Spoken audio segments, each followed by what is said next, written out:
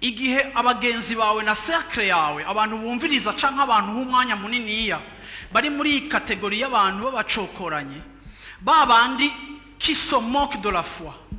Bibiliya ivuga ngo mu gihe c'iherezo ngo les hommes seront des moqueurs. Uzotanga rusanze abantu mu rusengero ngo duzi ikiganza amazi yuguruke. Uzoza gusanga abantu bimoka la foi aujourd'hui bari mu ma-église. Uzoza gusanga uyu munsi abantu bakengera ukwizera bari mu mashengo ngo ni mu kwizera rero muzobikora mu kwizera. Ugasanga ikiguca intege mu gihe wowe uri kurizerera ivy'Imana ikiravuga n'ubuzima bwawe ntibakira abapagani ariko basigaye ari bene data ubwanwa bwapfutse umunwa bumiwe bamaze kugwira mu rushengero. Ariko abo onye nimba byabashikiye gutyo nuko en certain moment nabone bavuye mu kwizera. Ukwizera ndaje kubivuga muri kino gitondo n'urufunguruzo tudakwiye gutakaza nk'ishengero kandi urufunguruzo tugomba gukipinga tudakwiye gutakaza kuko nigo rufunguruzo gonyene rukwinjiza mu vy'Imana igomba kugukoresha. Ngana kuvuga ngo ivy'Imana igiye kugukoresha naho Imana ikiratwara ubuzima bwawe uri disqualifié kuhinjira igihe cyose uzova mu kwizera cyangwa uzotakaza ukwizera.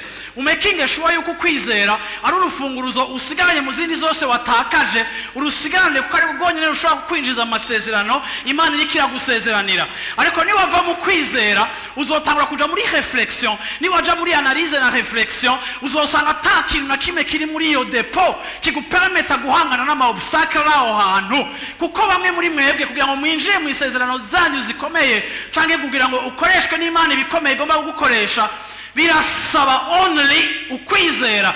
Wibaza ngo ukeneye abagenzi wahitanye abantu hari igihe umuntu ahitana abantu hari igihe umuntu arondera amafaranga ariko hari igihe abantu n'amafaranga bitagufasha kwinjira mu isezerano bigasaba gusa ukwizera kugira ngo etape za nyuma z'isezerano ginjiremo. Yesu ashimwe cyane.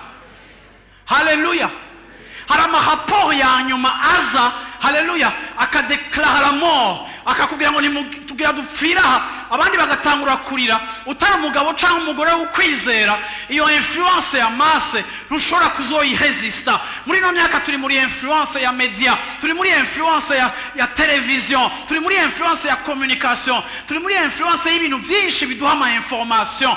Siniko ndabona umuntu yo resista kuma information ya kino gihe n'ibintu biriko bironekana muri kino gihe simbona umuntu azo resista atari umuntu afise ukwizera. Nico gituma Paulo amaze guca mu obstacle menshi arangiza aganira na Timoteyo yamubwiye ikintu gikomeye ngo narazigamye ukwizera j'ai gardé la foi kuko kwizera nico kintu naho byose bobikwambura bikakuvako ukagusigarana uzobica Imana yaguteguriye kuba naho abantu baba bakuvuyeko. Nico gituma Paulo yabivuze aravuga ngo nurenda bimenya ati nta kizontandukana n'urukundo rwa Kristo yaba kwambara ubusa yaba gutwabwa yaba inzara yaba gukubitwa yaba guhamwa nta kintu na kimwe gishobora kuntandukanya.